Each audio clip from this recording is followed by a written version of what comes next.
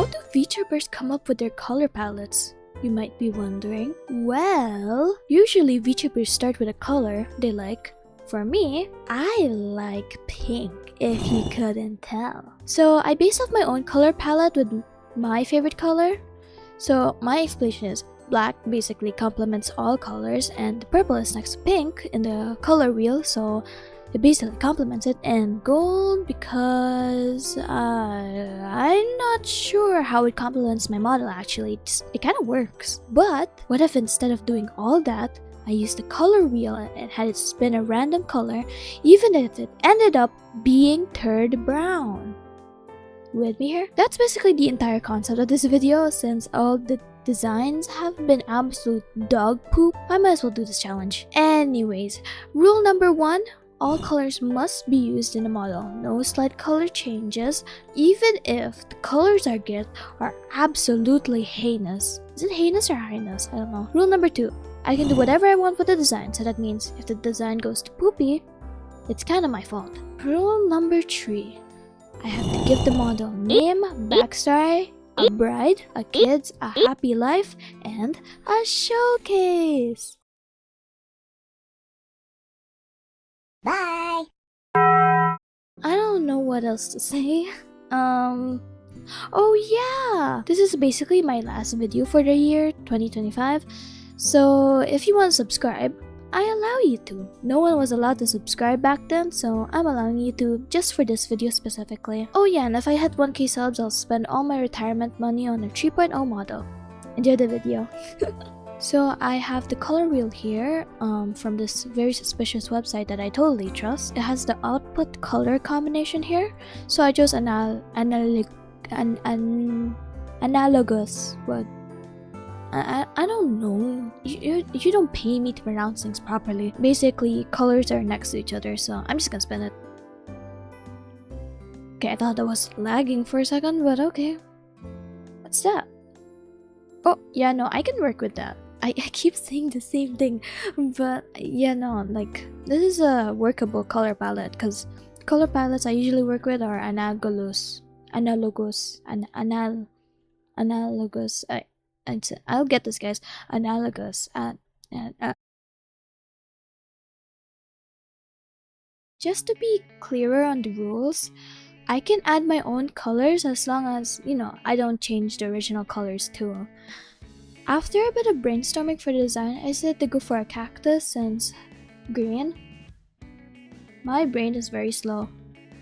Guys, I'm gonna be so real. This design was made while I was having a very huge migraine. Looking back on this now, this looks like absolute ass. I definitely had the vision for the design, just not the energy to do it at the time. So I decided to redo it the next day with a clearer mind, and the result is just way cleaner and cuter. You have to be delusional if you don't think it's cuter. Like, look at it. So to explain the design, beginning with the hair shape, I don't know, I just want to look more round shaped like the most cactuses I see are. Unless you guys know a square cactus, then you can get back to me. I don't think I really have to explain the cactus spines and their hair. The hair is literally the cactus part. For the horns though, they're kind of a big cactus spike. Also, it adds just a tiny bit more to the silhouette, Flower on the top of the head is like the cactus flower.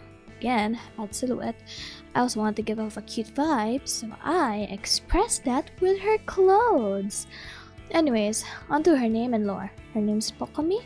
It's just a mix of the word poke and me. Poke because she's a cactus, and me because I think it's cute. I like to think she has a very shy and bashful personality. Okay, technically those are the same thing, but like, who cares? Her cactus hair is kind of her own way of protecting herself when she feels like everything's too much. She just bundles up like into herself, into her hair and hides, you feel me?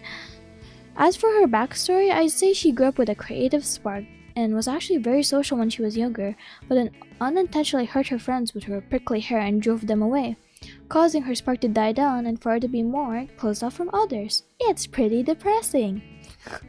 Fun fact, I usually do the viewed models in one day, which is why they usually look like shit, but I said I was gonna take my time with this model. It's my last video for the year after all.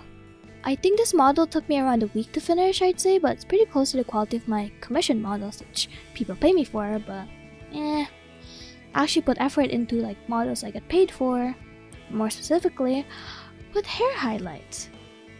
I am strangely proud of how I did these irises. It actually looks rendered and it looks like I actually put in effort. I mean, I kind of put like 50% of my effort, but still. You guys also get to see me on the clothes. Yeah, I'm just dog shit on them. Normally for the sweater, I said added more of the flower design on the sleeves.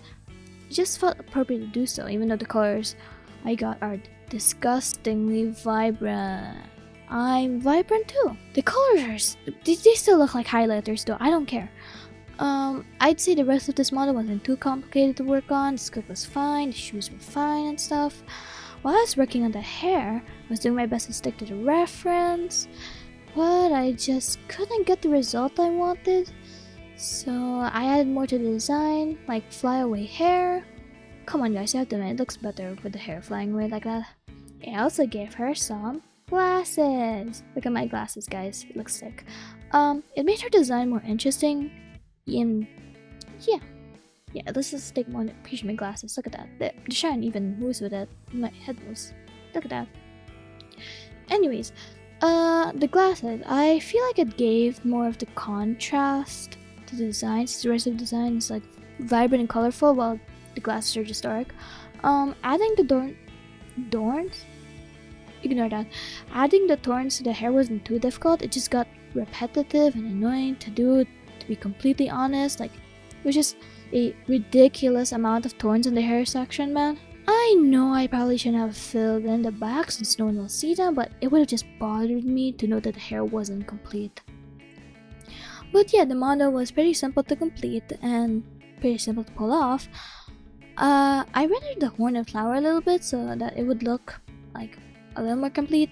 I don't know what's up with me, but I feel like hair highlights are just not in the cards for this model. But then again, it's probably just me being too lazy to add it, which is something I totally do unless you paid me, of course.